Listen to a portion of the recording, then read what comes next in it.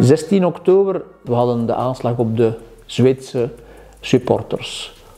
Uiteraard hebben we het optreden na de aanslag geëvalueerd en de conclusies die we kunnen trekken is toch de goede samenwerking met zowel de Belgische als de Zweedse supporters, maar ook de goede samenwerking tussen de verschillende veiligheids- en politiediensten. De belangrijkste les die we eruit trekken is dat we moeten voorbereid zijn op dat type van evenementen.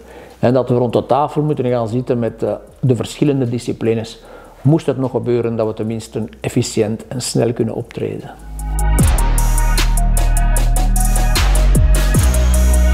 On a pu dans la zone de police mener à terme plusieurs projets de rénovation. Deux en particulier pour des commissariats de quartier, des proxys, notamment la Proxy Europe et la Proxy Aron, qu'on a pu inaugurer dans le deuxième semestre de l'année 2023. Ce sont deux commissariats de quartier quand même très centraux, très au cœur de la population et qui permettent voilà, d'accueillir quand même un certain nombre de personnes, des populations diverses, mais qui permettent surtout à nos membres du personnel d'enfin travailler dans des conditions voilà, de bien-être qui sont optimales, avec voilà, un embellissement des locaux conformes aux normes, du mobilier ergonomique. Ça a permis voilà, de vraiment reprendre possession pleinement de ces bâtiments-là. Le nouveau bâtiment, lui, s'entend dans une toute autre optique. C'était celle de pouvoir améliorer la formation des membres du personnel de la zone dans des contextes de formation qui étaient compliqués il y a quelques années, notamment pour les formations de tir des membres du personnel où on n'arrivait pas à trouver des installations qui permettaient d'absorber toute la capacité de Paulbruck, qui reste quand même une des plus grandes zones du royaume, et où finalement le politique a décidé d'intervenir et de construire pour la zone de police ses propres installations pour répondre nous-mêmes à notre propre besoin. Et finalement, c'est en collaboration avec la ville et CityDef qu'on a pu mener à bien ce projet, qui a quand même débuté voilà, la mise en place de la programmation, la consultation des équipes, la budgétisation déjà en 2018-2019, et qui s'est concrétisé avec une première pause courant 2020. Chantier qu'on a quand même mené en pleine pandémie, et voilà, on a pu relever tous ces défis-là. La distanciation sociale, les chantiers, enfin, la nécessité de quand même être sur place, de prendre toutes les précautions nécessaires pour l'ensemble des corps de métier et de pouvoir collaborer vraiment très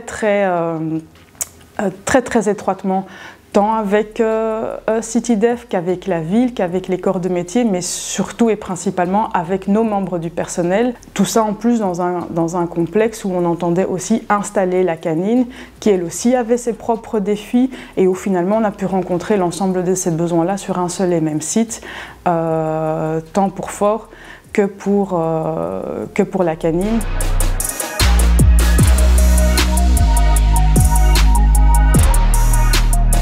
Le projet des cadets il existe depuis quasi 5 ans, il a commencé en 2019. Pour moi, c'est une grande fierté de dire ben, ça fait déjà 5 ans que ce projet existe, même si on ne peut plus parler d'un projet mais d'une unité des cadets, car après 5 ans, je pense que ça vaut le coup. On a pu voir ben, cette évolution, certains objectifs qui ont été atteints, faire découvrir la police de Bruxelles Capitale XL, mais aussi tous nos partenaires avec lesquels nos collègues pourraient travailler.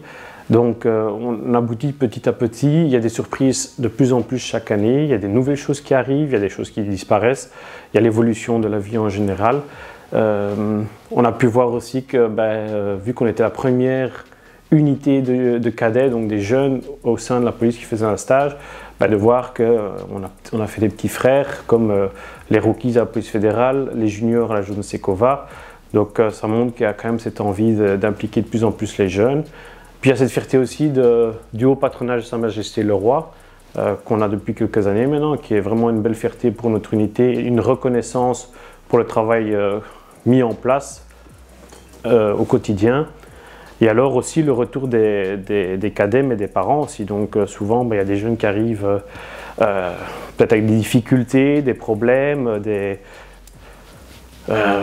Et qu'on voit que ça a permis à certains jeunes de changer, d'évoluer, de se lâcher, de s'ouvrir, s'extérioriser dans plein de choses et qui permet après d'avoir un merci de ces jeunes comme des parents et ça montre un peu une fierté qu'on a été un peu le maillon de leur vie et de permettre d'évoluer.